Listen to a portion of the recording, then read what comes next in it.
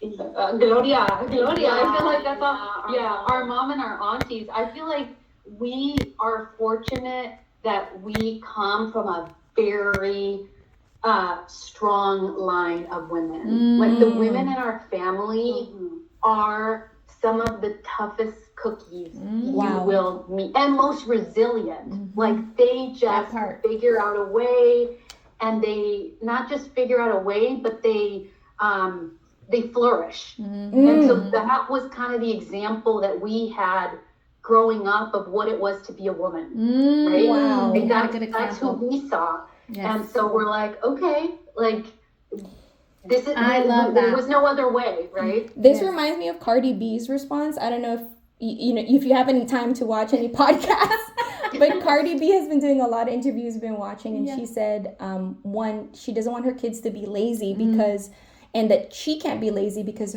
of her Caribbean background.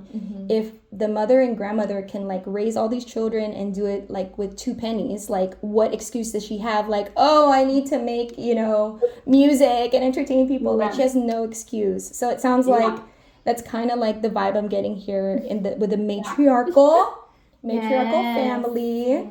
Women empowerment. We had a lot of queens. See, this is what it is. I know. I said the next season we need to pass around crowns. So when we do interviews, next part 2, we'll give you a crown. Give you the crowns.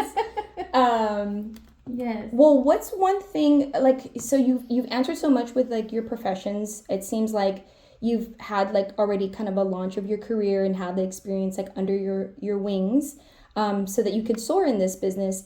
Do you pursue this like full-time, part-time? Can you talk about like that transition and or like that balance that you have to strike to make sure that Mocel is thriving? Yeah. So that transition, so I work full-time on the business, and then Elizabeth works night and weekends on the business. She still is a practicing attorney. Yeah. And that was intentional. We had a lot of conversations about it when we got to a point where like, okay, one of us needs to like work full time and go, so we can take it to the next level. And so we had a lot of conversations around that. And what's really interesting during that time, it really brought up a lot of things that maybe are specific to, the way that we grew up, going back to, your earlier questions, the way that we grew up. So, I would say the transition is much harder for me than for Elizabeth. And there was a couple of reasons for that. One is, so I'm the oldest, and I was, prior to going full-time to Mocel, I was working in tech and was doing really well. And one of the things that it's almost like one of the identities you could say that I had to like shift and like let go is that I am a provider. Like, one of the things that as children of immigrants, we feel this big, go back to, the Cardi B comment, right? Like we feel this really deep sense of gratitude for all the sacrifices that our family made so we could have these opportunities. Right there. And so here I was, had gotten my degrees. I was working at a great, Fortune 100 company and was doing really well. And my way of showing my gratitude to my family is by helping them financially. Now, they, my mom or my siblings, they've never asked for help, but I wanted to because that was my way of like giving back. And so having to be like, okay, I'm going to quit my, cushy tech job. They're like, cushy girl, it was cushy. You heard they said that? It was cushy. It was good.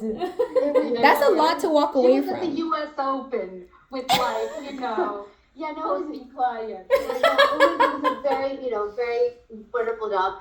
And here I am going to give that up, right? The financial security. Because a lot of the times, again, as children immigrants, it's not like we have a safety net. We are the safety net for our families. Yes. Right? And so to me, it felt like I was taking that away Yes. from my family, and it just felt really selfish. And so it was really hard. It was really hard for me to do that, even though, you know, my husband, Elizabeth, my siblings, my mom were like, no, mija, tú échale ganas. You know, they were so supportive. But for me, I was just like, what the heck am I doing? So I would say that transition was you know, challenging. Yes. Taken like a while, because that's like so ingrained, I feel like, especially for the firstborn daughter in immigrant households. That is so deeply like, that's like a whole episode right there. Right. Yes. Yeah, the whole other episode on that. The whole episode. Oh my God. Like, you know, well, thank you for making that sacrifice. And can I ask a question? Oh yeah. What's one problem you immediately need help with to grow your business? Speaking of on that. how many problems? How much time do you have? Trauma. There are several, and I'm sure Rosalind will go into one, but one of them obviously is scalability, like scaling the business. Yeah, and specific to that, I think, you know, going back to like with Mezcal, right? So we have to do a lot of education with, you know, we tend to do a lot of collaboration with chefs and bartenders, and so we have to invest a lot of time in educating them what, again, similar to, you know, what traditional Mezcal is, and for them to value it and be like, yes, like we understand it, so they understand the worth, I should say, of Mezcal. And that, we love doing that, but that is like a lot of in person, right? So that, I would say, is one of the challenges, that it's like, how can we scale that? Like, how do we share that information so that we understand just how amazing Mezcal is and the worth, and that then, you know, to be able to scale that and grow our business. I would say that's one of the story of Mocel, and the education of like Mocel Mezcal and what, you know, traditional Michoacan Mezcal is. That is, you know, has been, and I guess to look like really to get like deeper into what we really mean by that is so, and I don't think it's just like we're the only ones that run into this particular issue. I think a lot of the times you run into it with like ethnic foods and so forth, where